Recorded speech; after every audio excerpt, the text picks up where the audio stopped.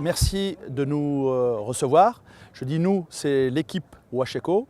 WashEco, c'est l'entreprise dans laquelle j'ai investi ici. WashEco, le délavage écologique. Je suis invité en tant qu'intervenant à la COP22 à Marrakech, la 22e COP organisée au Maroc. 196 parties présentes au Maroc. C'est important de souligner cette COP22.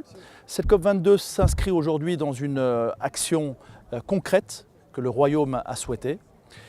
Et je pense que nous, en tant qu'industriels, il est important de pouvoir s'inscrire dans un développement durable. Le développement durable, c'est l'utilisation pour un pantalon, un jeans, délavé de 200 litres d'eau. Ce qui est important de comprendre, c'est que nous sommes de forts consommateurs en mètres cubes d'eau. Alors aujourd'hui, si on veut respecter les normes environnementales et s'inscrire dans un développement durable et faire honneur à cette COP22 que le Royaume a organisée, on se doit en tant qu'industriel d'investir dans ce que l'on appelle une station de retraitement des eaux. C'est la possibilité donnée à ce que les rejets d'eau aux égouts soient retraités afin de ne pas polluer l'environnement.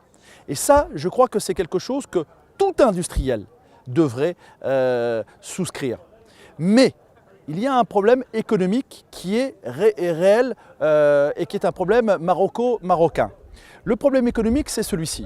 Aujourd'hui, le distributeur d'eau au Maroc, la Lidec, pour ne pas le nommer à Casablanca, vous facture 9 dirhams le mètre cube. Puis 4 dirhams 50, soit 50% de plus, le coût de l'assainissement. C'est une taxe forfaitaire.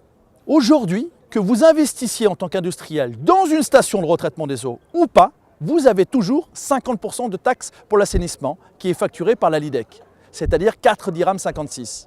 Comment voulez-vous que les industriels, qui sont avant tout des chefs d'entreprise et sont là pour un profit économique, investissent des millions de dirhams, puis délavent ou lavent correctement pour retraiter de l'eau aux égouts, si il n'y a pas ce que j'appelle un bonus-malus. J'en appelle aux autorités marocaines, j'en appelle au ministère marocain pour débloquer cette situation auprès de la Lidec.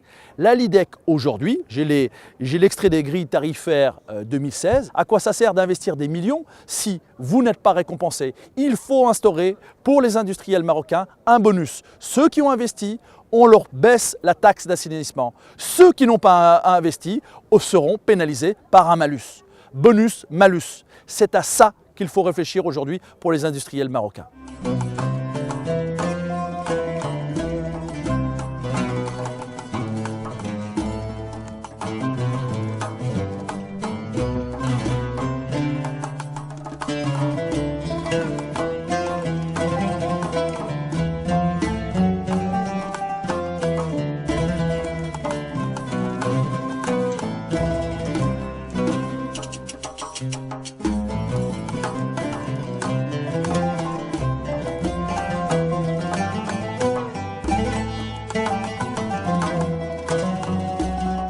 L'organisation de la COP22 ici à Marrakech pour 2016, elle est extraordinaire. L'organisation, une fois de plus, le Maroc a démontré son savoir-faire et sur l'accueil qui est légendaire et sur le savoir-faire. Ça, c'est une chose qu'il faut souligner, c'est formidable. Mais là où je suis doublement étonné, c'est sur la diversité de cet artisanat. Cet artisanat, représenté dans les 12 régions différentes, c'est réellement 12 artisanats différents. J'ai envie de dire que ce n'est pas le Maroc, c'est les Marocs. Le Maroc est pluriel. Il est pluriel par sa culture, il est pluriel par son artisanat. Et j'ai envie de dire que cet artisanat, c'est le symbole de l'intelligence manuelle. Maintenant, si vous voulez, ce à quoi il faut qu'on travaille aujourd'hui, c'est l'après COP22. C'est-à-dire que des décisions ont été prises, il y a un courant, une volonté de faire et de s'inscrire durablement dans l'environnement. C'est aux responsables politiques de donner les moyens et aux industriels d'appliquer cela. Parce que je reviendrai, si vous voulez, au discours de Sa Majesté à Tanger, un discours, rappelons-le, un discours pragmatique, un discours intelligent. Sa Majesté avait voulu un discours non scientifique, un discours où il disait, je le cite, aujourd'hui, l'environnement n'est plus quelque chose de théorique. L'environnement, c'est notre quotidien. C'est ce qu'avait dit notre roi à ce moment-là. Rappelons-nous de son discours. C'était extraordinaire. Un chef d'État de ce niveau parlait avec le cœur, mais parlait directement. Le pragmatisme, à un moment donné, il le faut. Et ça, c'est pour ça qu'aujourd'hui, on a le synonyme de réussite. Cette COP22 est véritablement une réussite.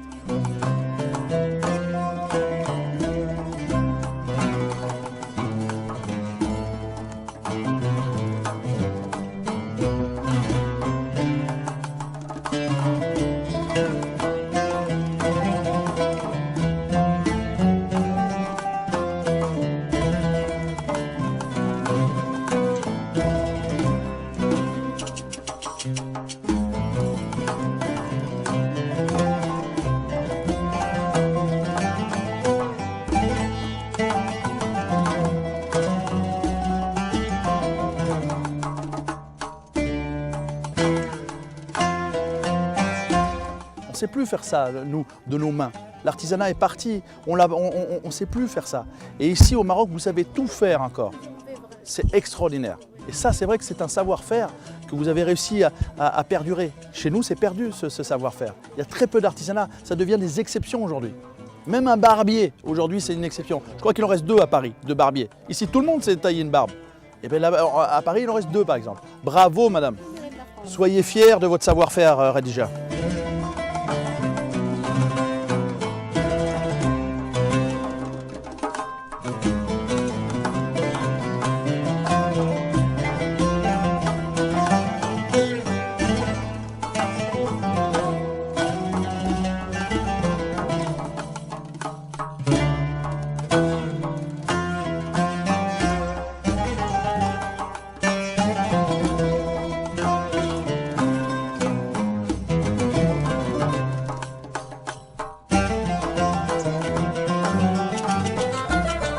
Ça, c'est très beau, ça.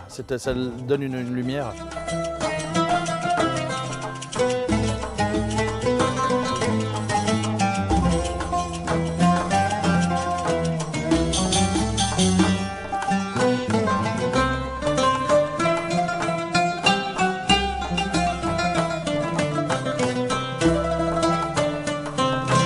Moi, je pense que on a tout à gagner d'arriver à être unifié, le royaume est unifié, mais à conserver ses spécificités par région. On a tout à gagner à avoir, si vous voulez, un projecteur régional. Et c'est tout l'intérêt, par exemple, de créer une télé locale, de pouvoir mettre un coup de projecteur sur un savoir-faire, sur une région, sur une culture. Tout en étant une unité, on est différent. Et ça, c'est une idée extraordinaire que de faire une télévision régionale. Alors bien entendu, j'invite à regarder COP22 TV.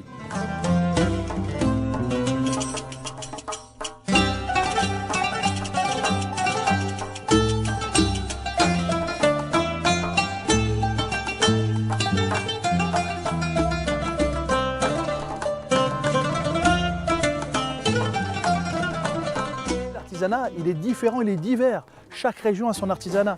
Vous n'avez pas un artisanat au Maroc, vous avez des artisanats. C'est extraordinaire. C'est vraiment des... Tu as vu la diversité des artisanats? C'est extraordinaire. En fait, ce n'est pas un Maroc, c'est des Marocs. Formidable. Quel pays, quel pays.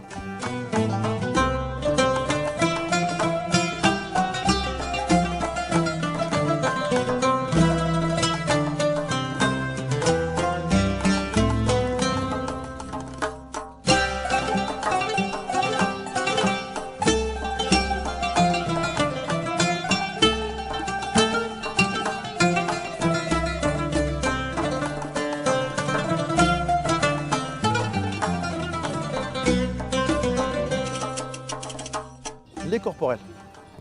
Waouh! Regardez, hydratant, 100% naturel. EcoCert, regardez, c'est magnifique.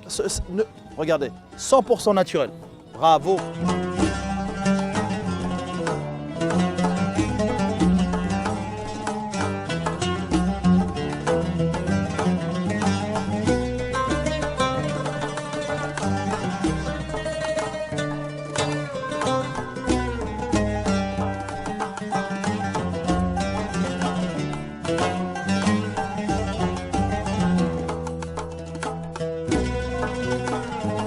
J'ai un message à donner à nos téléspectateurs. L'environnement, ce n'est pas une cause